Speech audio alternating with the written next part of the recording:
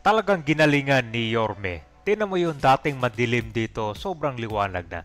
Dati, tambayan ng mga Tolonges, maraming aksidente, lalo na sa mga naka two wheels. Ngayon, kapag dumaan ka dito, parang hindi gabi, na para bang may araw dito. Ganyang kaliwanag na, ganyang ka-effective ang pamumuno talaga ni Yorme. So itong pag-install ng pailaw ay mahigit 4 kilometers. At dadaan ito sa 32 barangays in District 5 and 6 of Manila. So ito ay magsisimula sa Zobel Rojas at magtatapos sa West Zamora. Malapit dito sa Plaza Azul in Manila. Dati maraming mga concerned citizen, mga motorista ang nagre-request talaga nito dahil napaka-delikado at saka yun nga tambayan ng mga Tolonges at para mabawasan na rin yung mga snatcher dito. At syempre ito ay natapos at natuloy na sa pamumuno ni Yorme at City Government of Manila with partnership with San Miguel Corporation or SMC. Kaya ito ay naisakatuparan at natapos na. So ngayon, puntahan natin itong boundary ng Manila at Makati. Dito may pakita ko sa inyo kung gaano kadilim na from Makati to Manila, biglang lumiwanag.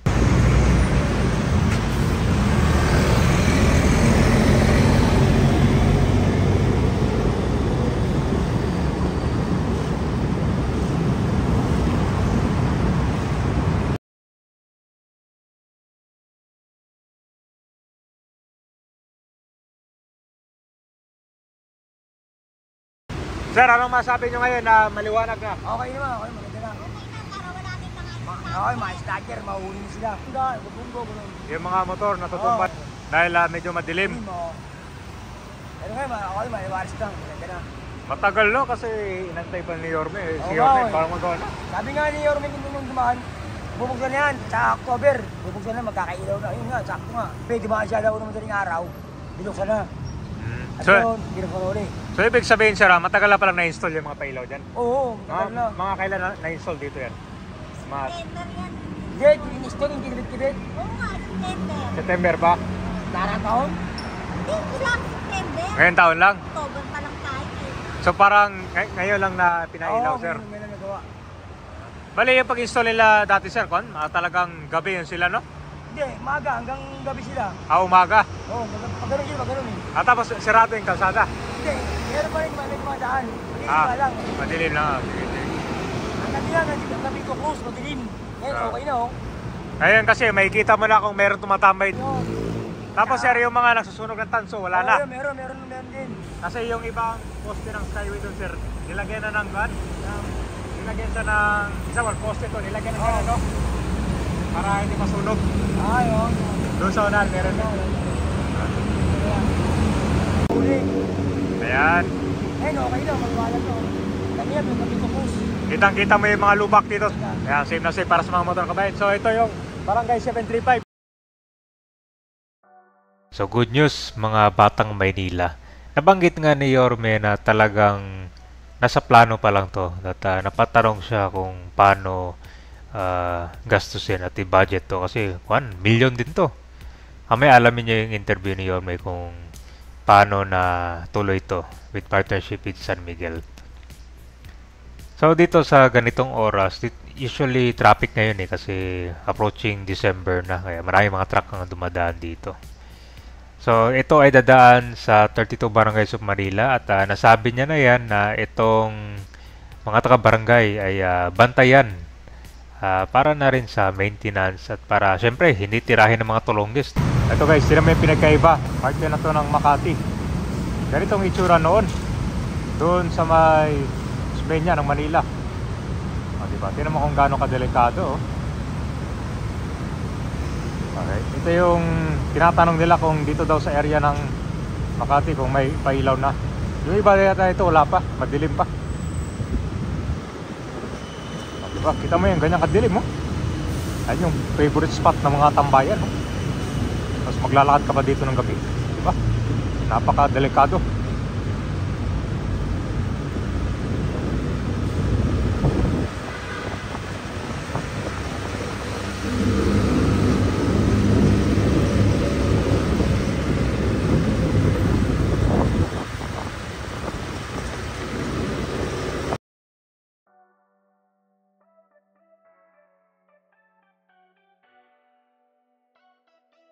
approaching na tayo dyan sa Buendia. So, itong itsura noon. Ito kasi part ng Makati na to. Kanyang kadilim, oh. Dati may aksidente na napabalitaan ko dito eh. Yung tao, may dala siyang bike, biglang tumawid. Sakto, mabilis yung takbo ng truck eh. Medyo mahina yung kasi dito, visibility pag ganito kadilim, di ba? Yan, tapos tinan mo naman yung mga ilaw dito, nandiyan sa kabilang kalsada, kaya mahirap. So, talagang kwanto. Marami nag-raise ng mga concerned citizen dito. Actually, inaabot pa nga ng konti. Ilang taon bago talaga na isa katuparan.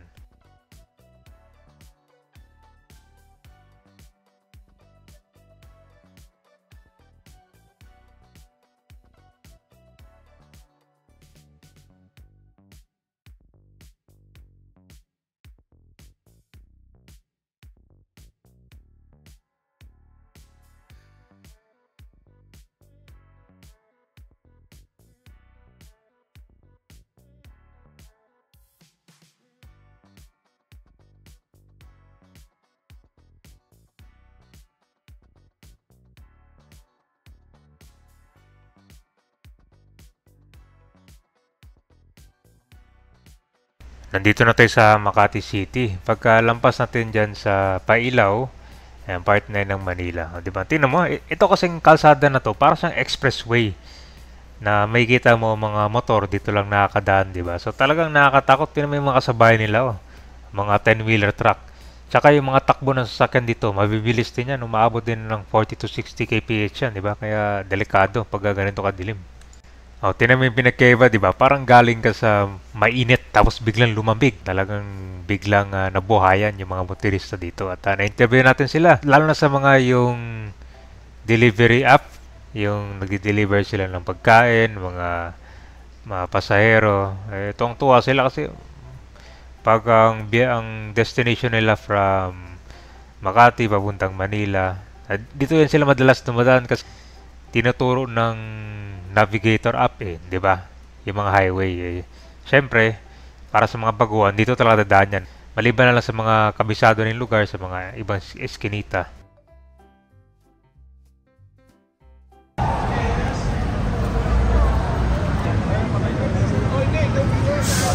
Sir, nakaharap po dito sir.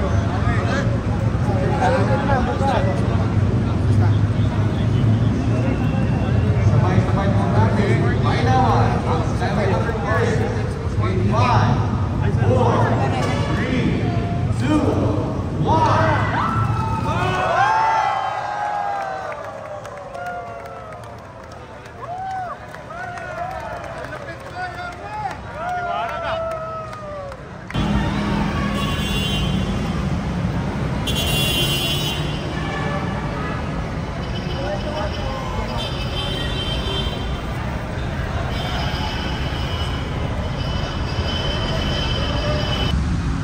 With a good heart of Ramon Ang, nagsulisit kasi ako sa kanya, umabot ng 20.8 million pesos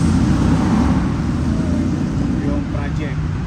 At ito ay dinonate ng buong buo ng San Miguel Corporation. Ay, pinagpapasalamat din namin sa Skyway, sa Toll Regulatory Board, yung mga national agencies and GOCs. Hindi naman namin magtatagumpayan to kundi rin namin sila partner. So, private sector, national government, and your